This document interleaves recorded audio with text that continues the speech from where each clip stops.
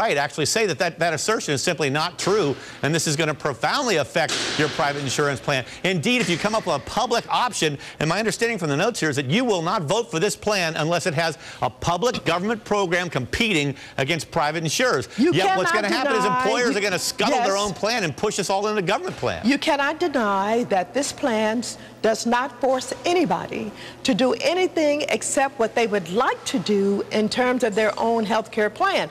There are 47 million people without health care, but more than that, the citizens of America are not standing up to shield for insurance companies who have been gouging them. They're not trying to protect private industry that will not pay the claims when the doctors send in their requests for payment for services that have been rendered.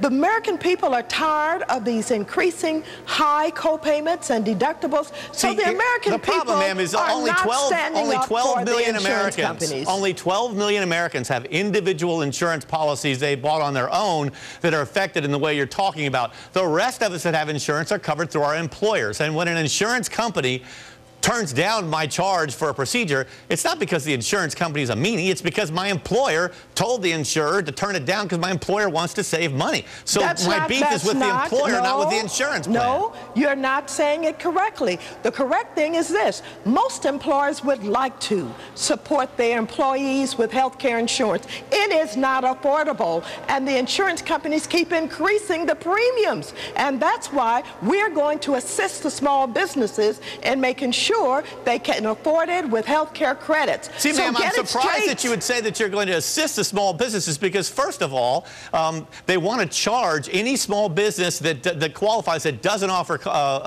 insurance coverage. They want to charge it 8% of its payroll, which in $1 million a year sales company could result in 32% of the profits of that company having to be paid to government, all because they can't afford to cover their employees. Let me bring in another guest who would like to ask you some questions here, ma'am. You missed the work that even the Blue Dogs did. The Blue Dogs on the Energy and Commerce Committee ended up supporting legislation with a public option in it because they had fixed the concerns of small businesses in America. And meanwhile, we got a congressman saying tonight that he wants to charge any American who can get insurance and won't get it, wants to charge him like an actual fine, an annual fine, force him or actually pay. This ran across the newswires. I'm not making it up, Congressman Waters. You missed the point again. But let me bring in some members of our Real Deal Squad who might also want to cross swords with you here. Ben Ferguson, you got something you want to bring up? Yeah, Congressman, I got one question to ask you. A lot of people have talked about, the fact that Senator Kennedy passed away and that they want to name this Bill Kennedy, Bill Healthcare on behalf of him. But I have a question for you.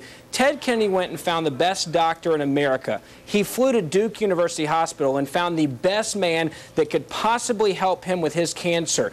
Under the health care that you're pushing, and maybe even in his name, I would not have that option, nor would anybody else under it. Why is it that Ted Kennedy gets to go pick his doctor, fly to Duke to do it, and now but he couldn't do that under the own government plan that you're going to possibly name after him? I'm not going to get into that. I don't even think that's fair of you to try and foster that discussion on me when we're trying to have credible discussion. It's a real question. Health care. No, I will not deal with that. It's a senator of the United States of America that wanted to go get the best health care he could get. Let the Congresswoman speak, please. If you want to talk about what's in the bill that we passed out of the House, I'm here tonight making myself available to you to have a credible, decent conversation. I'm not here to talk about Ted Kennedy. I'm not here for that. We appreciate it, but now let me toss to a more supportive guest, Congressman Waters. We've got Tanya Acker here. She's a Huffington Post blogger and a lawyer, and she's a lefty. Go ahead, Tanya. Congressman, maybe there's something that you could clear up for some of these viewers, because we keep talking about the public option, and I know that you're quite a supporter of it. Yes. But it seems to me that the folks on the right insist on suggesting that the public option means that everyone's going to necessarily migrate to a government-run health care option. And perhaps you could explain conclusively why that is not the case. Well, first of all, let me just say the Republicans have been mouthing the free marketplace and how competition competition is what Americans want, and it's really what we all stand for. But in healthcare, for some reason, all of a sudden, they're moving away from laissez-faire capitalism. And this basically says they're afraid of competition. Now, let me just say this. There's no way that we should turn over 47 million unemployed people to the same insurance companies who have been gouging, who have been increasing payments. This is more about people who work every day, who make their payments every month, every year, and they keep going up, and they're paying a disproportionate amount of their income to these insurance companies whose executives are making, like the Aetna president. Just a moment. No.